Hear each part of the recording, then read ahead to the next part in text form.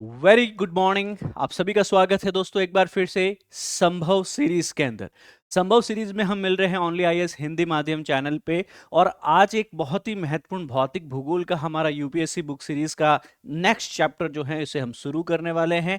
बात हम कर रहे हैं ज्वालामुखी के बारे में। किसके बारे में?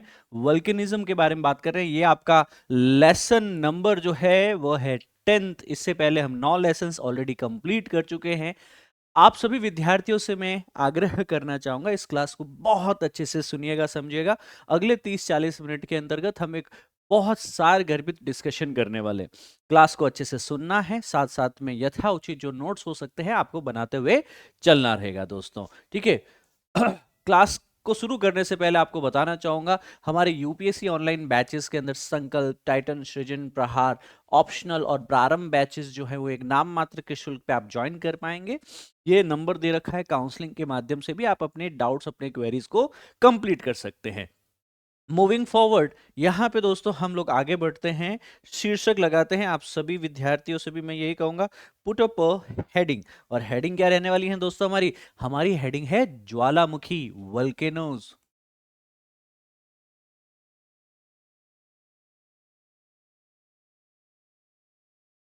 ज्वालामुखी, या इसको हम लिख सकते हैं वॉल्केनो। क्या लिख सकते हैं दोस्तों? वॉल्केनो लिख सकते हैं। याद रखिएगा कि ज्वालामुखी का अर्थ क्या है, आपके पास में इसका प्रभाव जो है, इसके जोखिम जो है, इसका महत्व जो है, उसी के ऊपर हमारे यूपीएससी में प्रश्न बन रहे हैं, तो उस पर हम थोड़ा फोकस करते हैं। सबसे पहले ज्वालामुखी के परिचय में हम इसके अर्थ की जानकारी लेते हैं। देखिए, ज्वालामुखी पृथ्वी की आंतरिक शक्ति और गतिशीलता का कहीं ना कहीं एक प्रतिनिधित्व करते हैं। हमारे पृथ्वी के अंदर, है ना, अर्थ के अंदर हमने कहा कि कई आंतरिक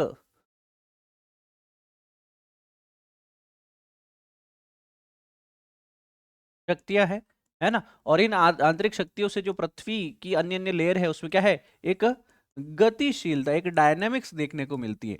तो ये जो पृथ्वी की आंतरिक शक्तियां हैं और गतिशीलता है, इसी के माध्यम से पृथ्वी के अंदर का जो पिघला हुआ लावा है, मॉल्टन मैग्मा है, यह सतह तक पहुंच सकता है। और इसी को ही कहीं न कहीं हम लोग जो है लावा के रूप में देखते हैं, ठीक है ना। सो सतह पे ये कई संरचनाएं बनाता है। तो यह संरचनाएं सतह पर कई बार पिघली हुई चट्टान लावा को लेके आती है, ठीक है ना। तो मुख्यतः आपको क्या देखने को मिलेगा? सतह पर पिघली चट्टान या लावा के रूप में देखने को मिलेगा, ठीक है। यहां आपको प्रभाव भी पता होना चाहिए कि जब भी ज्वालामुखी बनेगा, कई स्थलाकृतियों को आकार दे सकता है, मृदा को उर्वरक बना सकता है। ज्वालामुखी जो है वो जलवायु की गतिशीलता को भी प्रभावित कर सकता है। तो जो हमारा ज्वालामुखी है, इसके हम लोग प्रभाव की अगर बात करें तो सर, यह कई सारी चीजों में, जैसे सर यह स्थल आकृति, पहाड़, पठार, मैदान बनाने में काम आ सकता है। सर यह मृदा की उर्वरकता को बढ़ा सकता है ना। जैसे इसके साथ में क्या निकलती है? ऐश निकलती है, जिसको हम लोग कहते हैं राख। वो राख है, उसमें मिनरल्स अच्छी खासी मात्रा में होते हैं। चूंकि मिनरल्स ज्यादा अच्छी मात्रा में होते हैं, तो आसपास जहां भी ये ज्वालामुखी उद्गार होगा, उसके आसपास में इस राख के पहुंचने के कारण क्या देखने को मिलेगा आपको? ज्यादा मिनरल्स, ज्यादा पोषक तत्व और उर्वरक मिट्टी देखने को मिलेगी। तदुपरांत तीसरा है जलवायु। तो हमारी जहां जहां पे ज्वालामुखी देखने को मिलेगा, वहां पे जलवायु को भी वो परिवर्तन करेगा। तो यह जलवायु की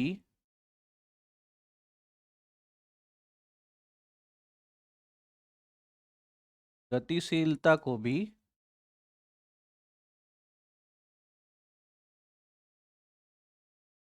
प्रभावित करता है। सो इस प्रकार हम इस के प्रभाव भी देख पा रहे हैं। प्रभाव के उपरांत हम एक चीज देख, सर अच्छी चीजें तो है ही है कि सर ये स्थलाकृति बना रहा है, मिट्टी को उर्वरक बना रहा है, एट द सेम टाइम जलवायु की गतिशीलता के लिए भी ये रेस्पॉन्सिबल है। बट इसमें कई जोखिम भी आपको पता होने चाहिए कि सर कई डेंजर भी है कि सर ज्वालामुखी विनाशकारी बलों को सक्रिय कर देता है ना। तो यहाँ पे एक जोखिम के रूप में भी हम लोग लिख सकते हैं कि सर यह जो है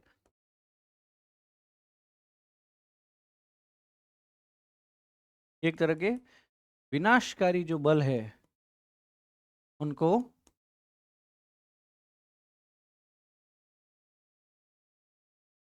सक्रिय कर देता है। तदुपरांत यहाँ आपको एक और चीज पता होना चाहिए कि हमारा जो पारिस्थितिकी तंत्र है, मानव समुदाय है, उन सभी के लिए खतरा है, क्योंकि जहां पे भी ज्वालामुखी पहुंचेगा, पिघली हुई चट्टानें पहुंचेगी, तापमान उन पिघली हुई चट्टाने का 1000 डिग्री से 3000 डिग्री सेल्सियस के बीच में हो सकता है। तो सोचिए, कुछ भी नहीं बचेगा। मिट्टी तो छोड़िए, माइक्रो ऑर्गेनिज्म छोड़िए, पेड़ पौधे, पादप, जीव जंतु, इवन हमारा पारिस्थितिकी तंत्र जो है, मानव समुदाय है, उसके लिए खतरा उत्पन्न हो सकता है। तो आप लिखेंगे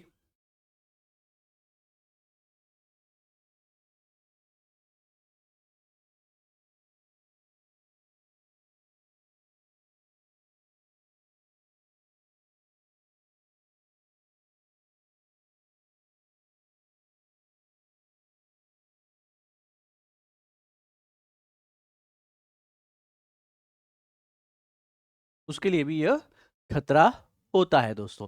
ठीक है। अब इसके प्रभाव जोखिम को जानने के उपरांत हम एक और चीज जानकारी ले सकते हैं, जिसको हम कह सकते हैं महत्व। क्या लिख सकते हैं हम दोस्तों इसका? इंपॉर्टेंस।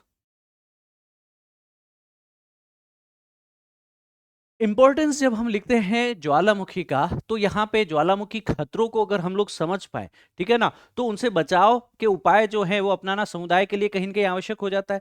जोखिम प्रबंधन और ज्वालामुखी खतरों का आकलन जो है वह एक महत्वपूर्ण है। तो गोज विदाउट सेइंग, हमारी अंडरस्टैंडिंग जो है ना, जोखिम प्रबंधन को लेकर के हमारी अंडरस्टैंडिंग जो है कि कैसे यहाँ पे हम ज्वालामुखी के खतरों से बच सकते हैं।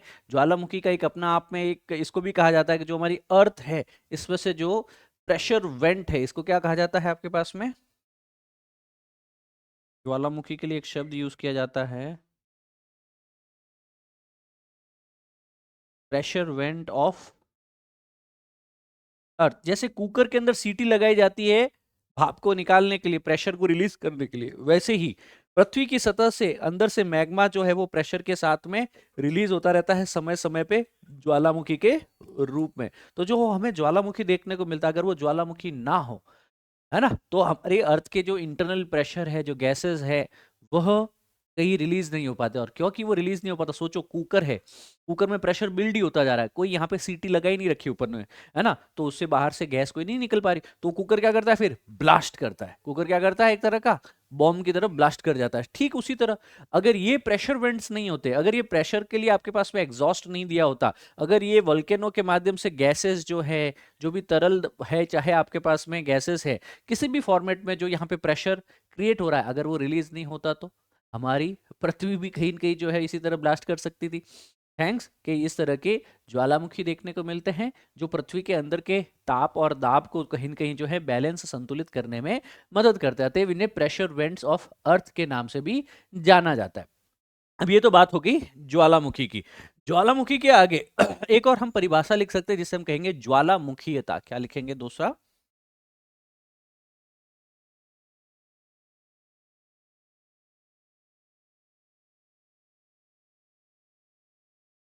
ज्वालामुखीयता यानी वल्केनिज्म। अब वल्केनिज्म या ज्वालामुखीयता क्या है? तो ज्वालामुखीयता एक प्रक्रिया है जिसमें पृथ्वी की जो भूपर्पटी, जो उत्तर की ऊपर की जो सरफेस है ना, भूपर्पटी के नीचे पिघला हुआ लावा सतह पर विस्फोट करता है ना।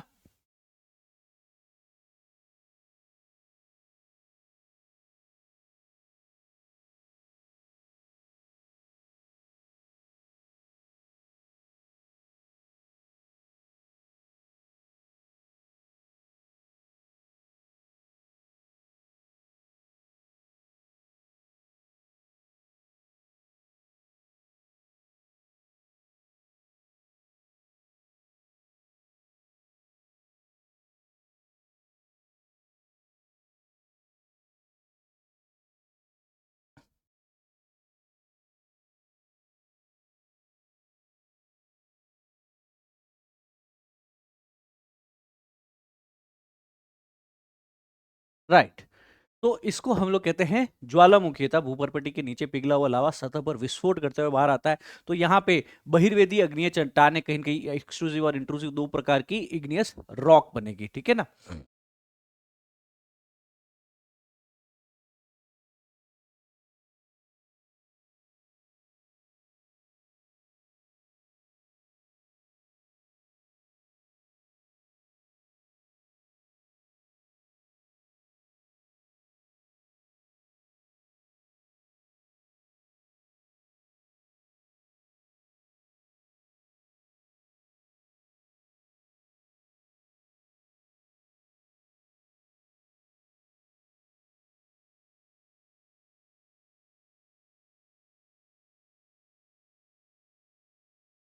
बहिर्वेदी व अंतर्वेदी। अब इसमें क्या है, आपके पास में एक टेक है, इसको थोड़ा सा अच्छे से समझ लेना है आप लोगों को कि अगर ये मेरी अर्थ है, इफ दिस इज माई अर्थ, इस अर्थ के अंदर से अगर लावा बाहर आ रहा है ना, सपोज ये लावा चैम्बर है, इस लावा चैम्बर से जो लावा जो है एक वेंट के माध्यम से क्या आ रहा है, लावा बाहर आ रहा है। बाहर आकर के यहाँ पे कोई पहाड़ बना रहा है, कोई पठार बना रहा है, या ऐसे ट्रैप या मैदान की अंदर कहीं न कहीं वो फैल जा रहा है। तो ये एक्सट्रूसिव हो गया, बहिर्वेदी हो गया। पृथ्वी की सतह पे आकर के यह कहीं न कहीं जो है लावा जम रहा है और आग्नेय चट्टान बना रहा है। यही कहीं न कहीं पृथ्वी के भीतर किसी बिंदु के ऊपर क्या कर सकता है, जम सकता है, और यहाँ पे वह अंतर्वेदी चट्टानें का निर्माण कर सकता है। तो यहाँ पे अंतर्वेदी चट्टानें भी बन सकती हैं दोस्तों आपके पास में, ठीक है। और उनके अन्य अन्य आकृतियों के आधार पे इनका हम लोग नामकरण भी कर सकते हैं।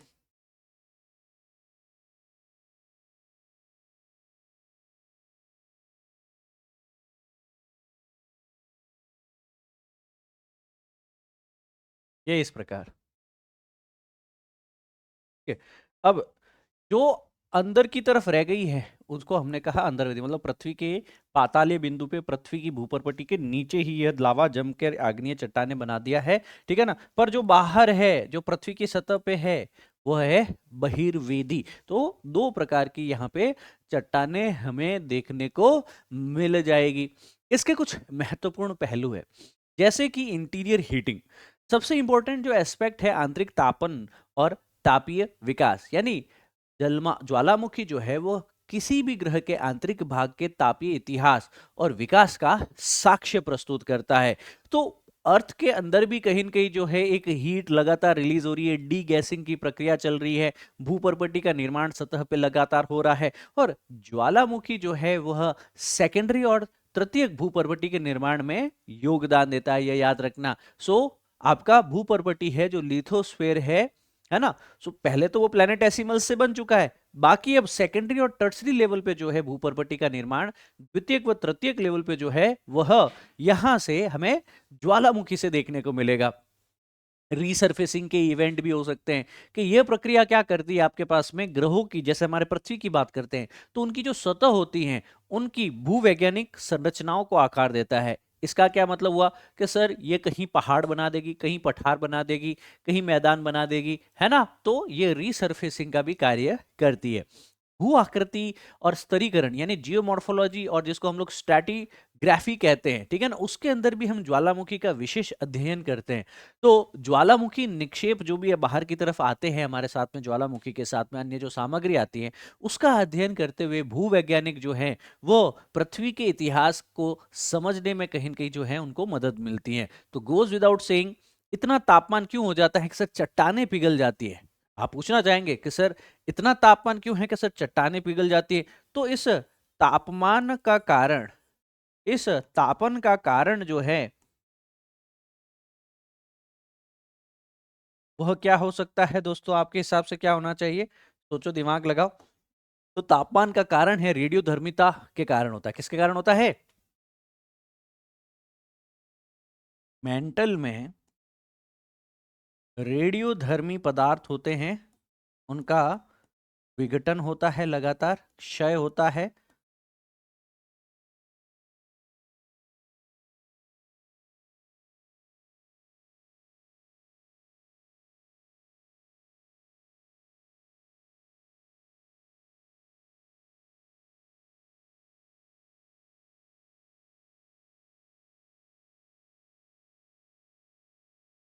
है ना, उसके कारण तापमान बढ़ जाता है। इसके अतिरिक्त यहाँ पे हमने एक और चीज पढ़ी थी कि जो हमारा मेंटल है पृथ्वी का, 3 स्ट्रक्चर पढ़े थे, क्रस्ट, मेंटल और कोर।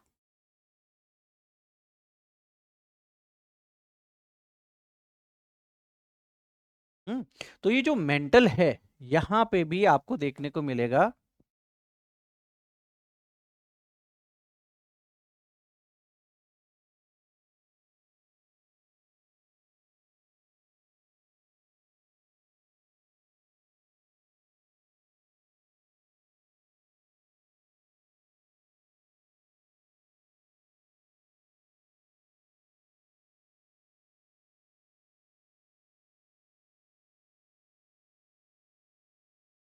राइट। तो तापमान वृद्धि के दो मुख्य कारक हो गए आपके पास में।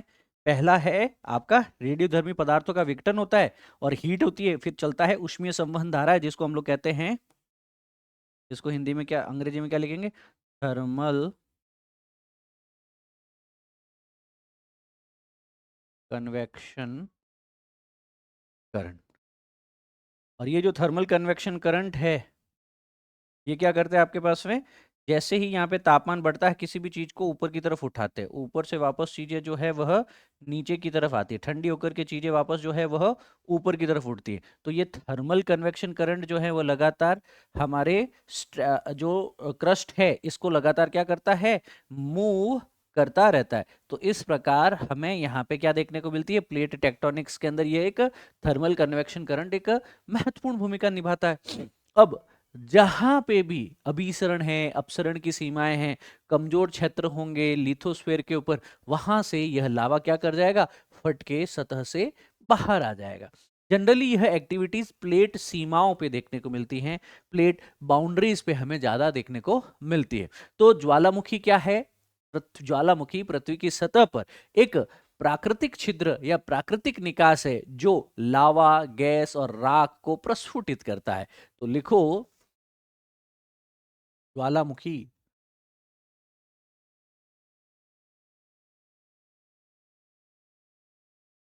क्या है मित्रों ज्वालामुखी? ज्वालामुखी पृथ्वी की सतह पर एक प्राकृतिक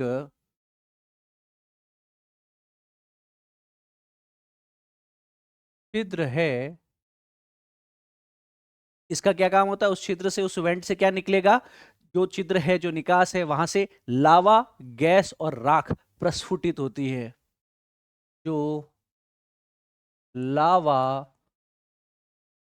गैस व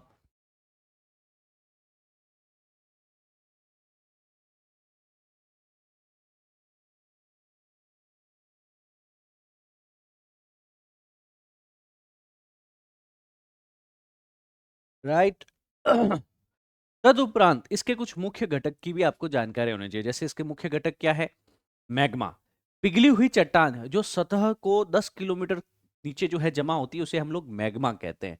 मैग्मा की बारे में जानकारी यहाँ पे होनी चाहिए आपको।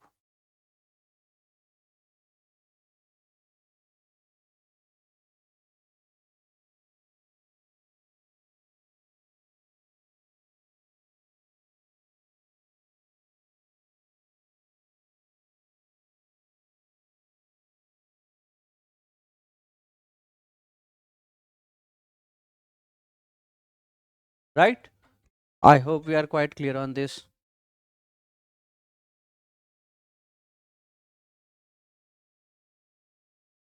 यस। तो मैग्मा क्या हुआ, पिघली हुई चट्टान है जो सतह से 10 किलोमीटर नीचे जमा होती है, लगभग आपके प्लूटोनिक पॉइंट में किसी पातालीय बिंदु पे। फिर होता है एक वेंट। वेंट क्या होता है, के बारे में जानकारी लिखो। वेंट, देखिए वेंट एक प्रकार से मैं लावा और गैसों को सतह तक पहुंचाने वाले मार्ग को लिखूंगा, है ना। लावा व गैसों को सतह तक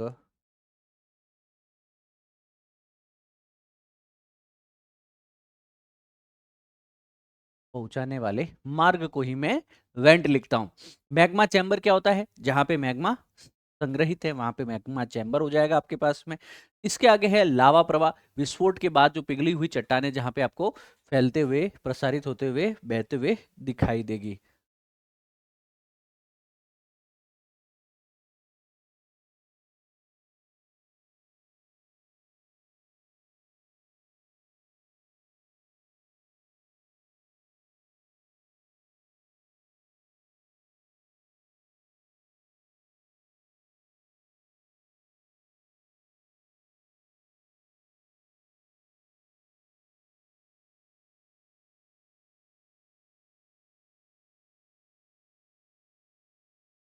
इस चीज के बारे में हम लोग, ठीक है, राइटिंग अबाउट दिस।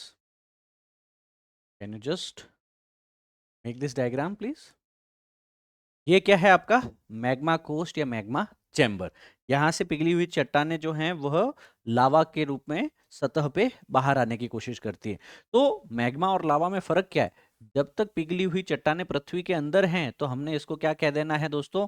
मैग्मा कह देना है। क्या कह देना है? मैग्मा कह देना है। अगर यही बाहर आ गई सतह पे तो इसको क्या कह देते हैं?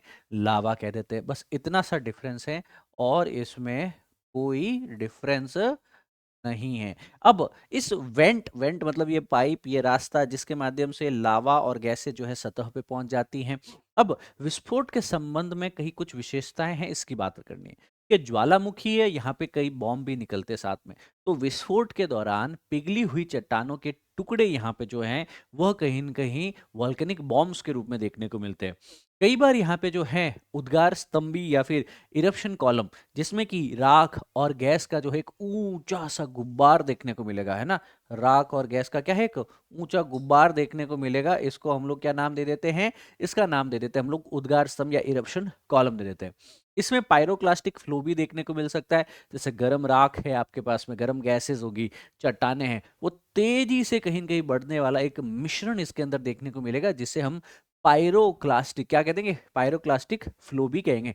गैस होगी, उसमें लावा होगा, उसमें लाख होगी, तीनों का मिक्सर होगा, मिश्रण होगा आपके पास में। और लास्ट में जाते हुए आपको ज्वालामुखी मलबा देखने को मिलेगा, जिसमें राख है, टेफरा है, लहार है ना? तो एक तरह का कीचड़ का प्रवाह यहाँ पे आपको साथ साथ में देखने को मिलेगा। और सतह पे क्या है? ये एक तरह का क्रेटर, एक तरह का खड्डा हर बार हो जाए, क्योंकि जब भी ब्लास्ट होगा एक क्रेटर का निर्माण होगा जहां से गैस और राख निकलेगी आपके पास में। जो निकास उसे वेंट कहा है, जो सतह के अंदर है तो मैग्मा कहा है, सतह के ऊपर फ्लो हो रहा है तो लावा कहा है आपके पास में। ये है भूपर्पट्टी, और भूपर्पट्टी के नीचे 100 किलोमीटर नीचे है मेंटल वाला हिस्सा, जहां पे ये पिघली चट्टानों का संग्रह देखने को मिल जाएगा दोस्तों आपको। तो यहाँ तक हम लोग बहुत ही अच्छे से क्लियर से ये सारी चीजें कर पा रहे हैं। एक बार ये डायग्राम बना लीजिए। राइट। अब नेक्स्ट हेडिंग जो है हम मित्रों लगाने वाले हैं वो है मैग्मा और लावा के बारे में। आप लिखिए, मैग्मा क्या है? पिघली हुई चट्टान जो भूपर्पटी के, पिघली हुई चट्टानें जो भूपर्पटी के नीचे होती हैं उसे हम मैग्मा कहते हैं, है ना? फिर लावा लिखेंगे, सतह पर पहुंचा हुआ मैग्मा लावा कहलाता है।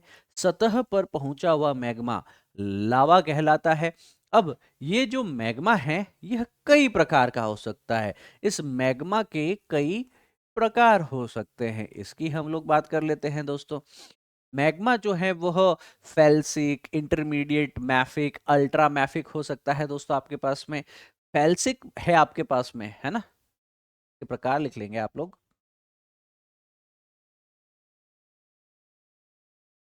एक है फेल्सिक, उसके आगे है इंटरमीडिएट,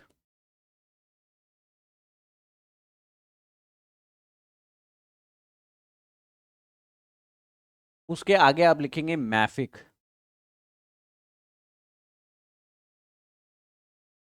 उसके आगे आप लिखेंगे अल्ट्रा मैफिक,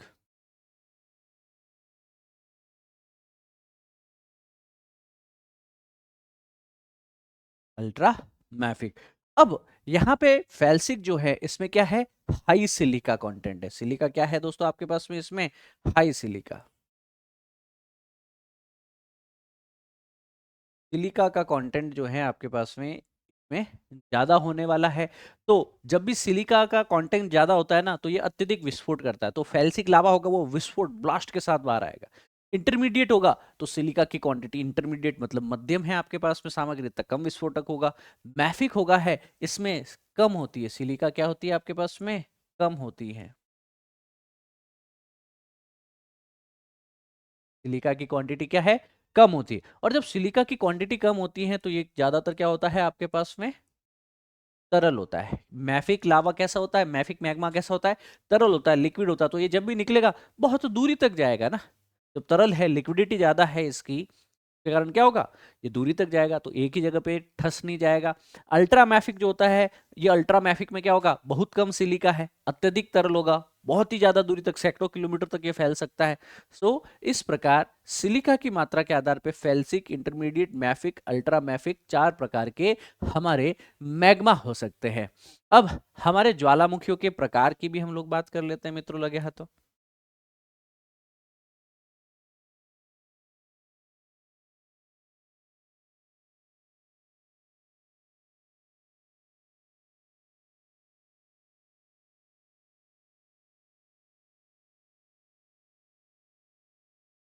ज्वालामुखी प्रकार पे भी हम लोग बात कर देते हैं। एक डायग्राम है हमारे पास में, I just show it just for reference.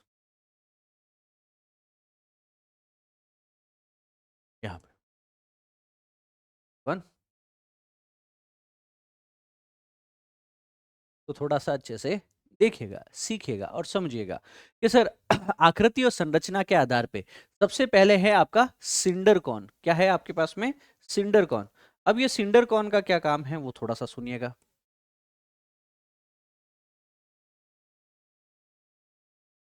Cinder cone मतलब ये कैसी स्थलाकृति बना रहा है, ये छोटा होगा आपके पास में, गैस आधारित, इसमें विस्फोट ज्यादा होगा। देखो ज्यादा से ज्यादा क्या है आपके पास में, गैस आधारित है आपके पास में, और आकृति में कैसा होगा आपके पास में, छोटा होगा ज्यादा, यहाँ पे इसका कोई आकार इतना खास बड़ा नहीं होगा। एक होता है आपका शील्ड वल्केनो, शील्ड ढाल की तरह, ढलान की तरह यहाँ पे बाहर आएगा, है ना, एक ढाल की तरह यहाँ पे यह वल्केनो आपको देखने को मिलेगा। तो जो शील्ड ज्वालामुखी है वो छोटे, सपाट और बेसाल्टिक लावा से बने होंगे आपके पास में, है ना। लावा कैसा है आपका, बसाल्टिक लावा है, ठीक है। और ये भी कोई ज्यादा नहीं होंगे, बड़े, ये भी छोटे ही होंगे। पर याद रखना कि छोटे होते हुए भी यह ज्यादातर क्या होंगे आपके पास में, सपाट होंगे, ऑलमोस्ट फ्लैट वाली सिचुएशन होगी इनके पास में, ठीक है ना। ये है आपका शील्ड वल्केनो, शील्ड ज्वालामुखी इसको कह सकते हैं। फिर है स्पैटर कॉन जिसको कहा जा सकता है, ठीक है ना, स्ट्रेटोकॉन जिसको कहा जा सकता है। तो यह कहीं न कहीं जो है वेल्डेड चट्टानों से इसका फॉर्मेशन होगा। एक लेयर बनी, फिर दूसरी लेयर बनी, फिर तीसरी लेयर बनी, फिर चौथी लेयर बनी। तो ये स्ट्रेटो मतलब अलग अलग परतों के अंदर यह बनते रहते हैं। इसी कारण इनको हम लोग नाम दे देते हैं स्ट्रैटो वल्केनो। क्या नाम दे दिया इनको हमने, स्ट्रैटो वल्केनो। फिर है आपके पास में डोम शेप। डोम का क्या मतलब हुआ सर आपके पास में, कि सर यह एक अर्धचंद्राकार आकार में डोम के शेप में यहाँ पे आकृतियां देखने को मिलेगी। एक होता है फिजर ज्वालामुखी, फिजर, FISSURE, है ना, दरारीय उद्गार भी इसको लिखा जाता है। तो एक रेखिक दरारों में से लावा बाहर आता है। तो ये पृथ्वी की भूपर पट्टी है, यहाँ पे क्रैक आ गया, इस क्रैक से लावा बाहर आएगा और दोनों दिशाओं में बहेगा, लावा बाहर आएगा और दोनों दिशाओं में बहेगा। इसको हम लोग दरारीय उद्गार भी कहते हैं। ये कहाँ देखने को मिलेगा आपको, जहां भी अपसारी प्लेट किनारे है, डाइवर्जिंग प्लेट बाउंड्री है।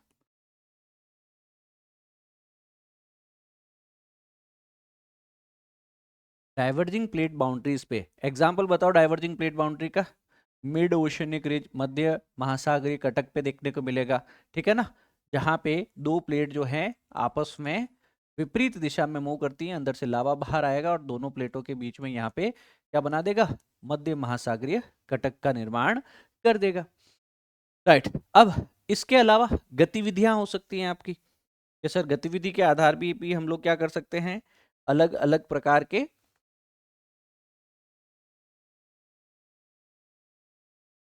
ज्वालामुखियों के प्रकार बता सकते हैं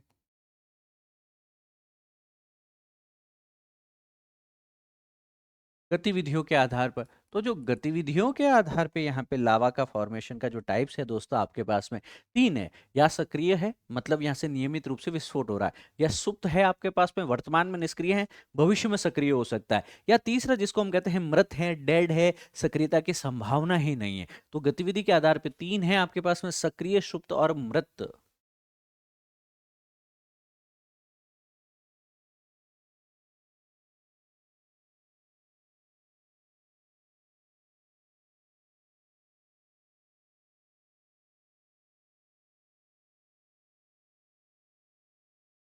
राइट। अब इसकी थोड़ी सी आप लोगों को जानकारी रखनी है कि सर यहाँ पे नियमित विस्फोट होंगे। सक्रिय का मतलब यही है, एक्टिव है। रेगुलर, नियमित यहाँ पे जो है ज्वालामुखी विस्फोट देखने को मिलेंगे। सुप्त जो होता है आपके पास में वर्तमान में, तो यह क्या है, वर्तमान में निष्क्रिय है, परंतु भविष्य में सक्रिय हो सकता है। तीसरी जो चीज है मृत ज्वालामुखी का क्या मतलब हो गया आपके पास में कि सर यहाँ पे सक्रियता की संभावना ही नहीं है। क्या नहीं है आपके पास में,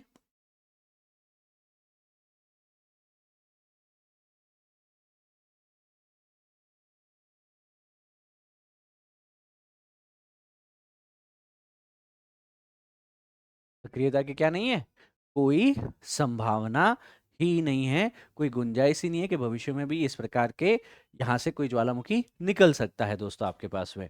अब ज्वालामुखी कई प्रकार की भू आकृतियां बनाता है, उसकी थोड़ी सी जानकारी ले लेते हैं हम लोग। ठीक है, तो हेडिंग लगाएंगे आप लोग ज्वालामुखीय भू आकृति।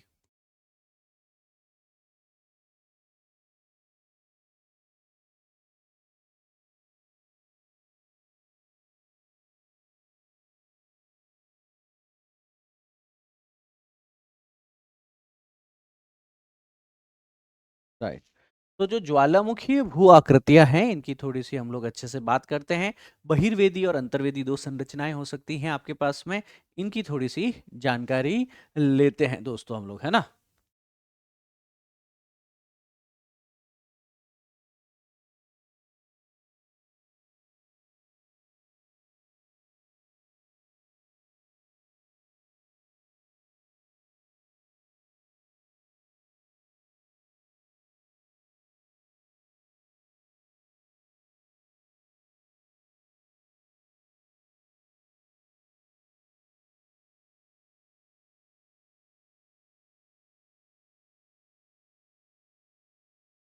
राइट।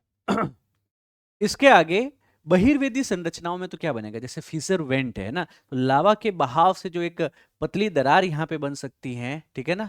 तो जैसे हमने कहा उद्गारीय दरार पे फिसर वेंट यहाँ पे बन सकता है। मतलब फिसर वेंट का मतलब लावा जो बहेगा उसके लिए जो एक पतली दरार बनती है उसे फिसर वेंट कहते हैं।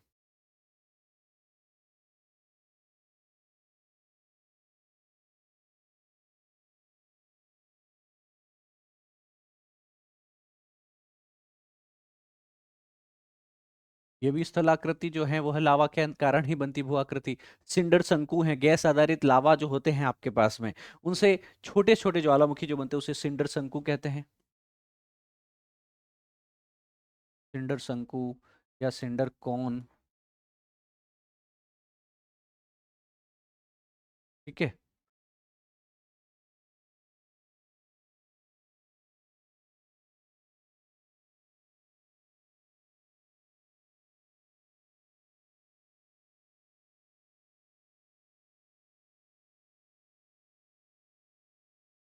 राइट, तो ये इस प्रकार के सिंडर शंकु बन सकते हैं गैस आधारित लावा से बने हुए छोटे ज्वालामुखी। एक बन सकता है लावा का गुंबद, लावा डोम।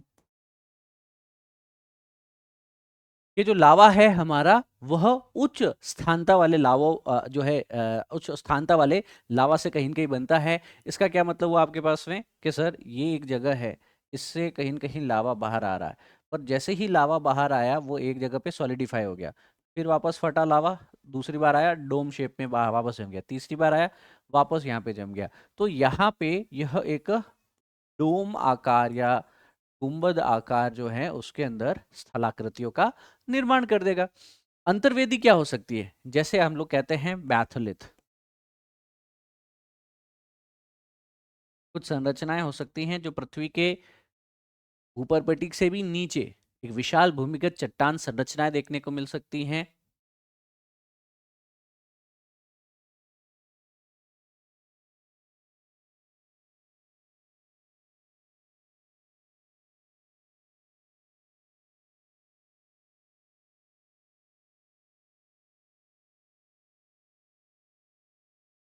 इसे बैथोलिथ कहा जाएगा। अंतर्वेदी है, पृथ्वी के अंदर है। लैकोलिथ क्या है? गुंबद के आकार।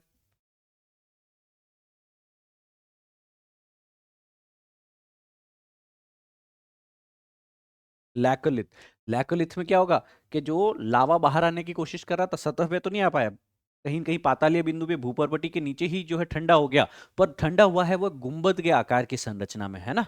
तो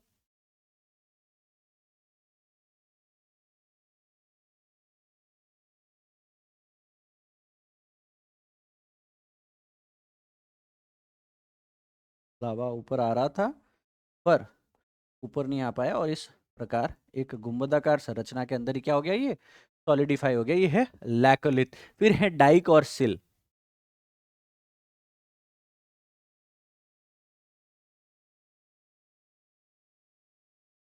डाइक व सिल क्या हो गया दोस्तों आपके पास में, कि चट्टानों के बीच में जो है मैग्मा का जवा जो है आपके पास में जमा हो गया,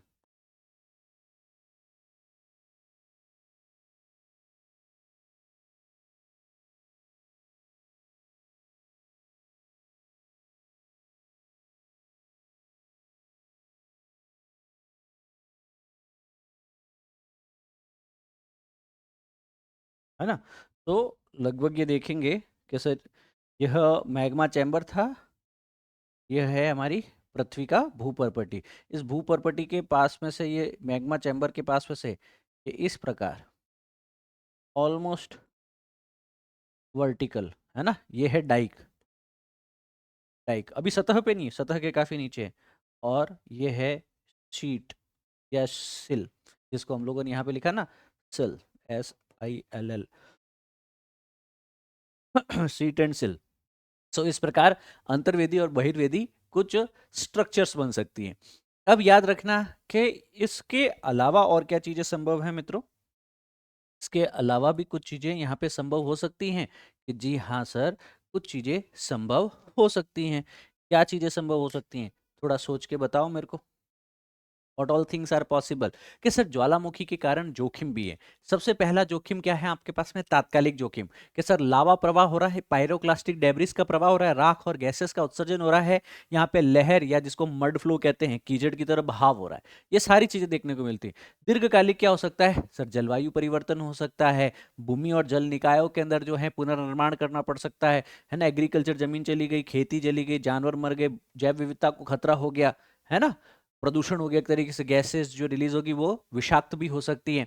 अब इसका प्रबंधन कैसे किया जाए, हम ज्यादा कुछ नहीं, बस निगरानी रख सकते हैं कि भूकंपीय उपकरण रखे अपने पास में, सैटेलाइट्स का प्रयोग करें, एक पूर्व चेतावनी हमारे को मिले, आपदा प्रबंधन के लिए जो है हम आपातकालीन योजना, जैसे कैसे हम इवैक्यूएट करें, निकासी प्रणाली कैसे, लोगों को पुनर्स्थापित कैसे किया जाए, उस एरिया के आसपास अगर हम लोग उठा रहे हैं हटा रहे हैं तो उनको कहाँ बसाया जाएगा, उनके लिए क्या जीवन का तरीका रहेगा। निष्कर्ष में ये है कि ज्वालामुखी हमारे पृथ्वी की आंतरिक गतिशीलता को समझने में सहायक है। पृथ्वी में इंटरनल डायनेमिक्स कैसे चेंज हो रही हैं उसको सीखने में समझने में ये हमारी बहुत मदद करते हैं, और प्रभावी निगरानी और जागरूकता के माध्यम से इन खतरों को कम किया जा सकता है। हम इसको कभी हमेशा के लिए हटा नहीं सकते। क्या आप पृथ्वी की टेक्टोनिक्स को बंद कर सकते हैं? नहीं बंद कर सकते सर। पृथ्वी की प्लेटों की गति को बंद कर सकते हैं? नहीं सर। जहां प्लेटें टकराएगी, भारी प्लेट नीचे डूब जाएगी, पेनी ऑफ जोन में जाके लावा जो है वो कहीं कहीं मैग्मा के रूप में वो चट्टान पिघल जाएगी, सतह पे आएगी वापस, वो कहीं न कहीं ज्वालामुखी विस्फोट के रूप में, लावा के रूप में। We can not stop it. तो हम क्या कर सकते हैं सर, पृथ्वी के प्रकृति के इस अनंत प्रभावशाली जो है बल के समक्ष हमारा जो बल है वह तो काफी गौण बल है। वह बल क्या है आपके पास में, काफी गौण बल है, काफी लघु बल है। राइट। सो इस प्रकार हमने इन चीजों के बारे में बेसिक चीजें पता रखनी है कि पृथ्वी के इस अनंत प्रभावशाली गुणधर्मिता के सामने मनुष्य बहुत ही छोटी सी यहाँ पे जो शक्ति लिए बैठा है। यह सिर्फ निगरानी, पूर्व चेतावनी और आपदा प्रबंधन से अपनी रक्षा कर सकता है। भूकंप हो चाहे ज्वालामुखी हो, यह इनएविटेबल है।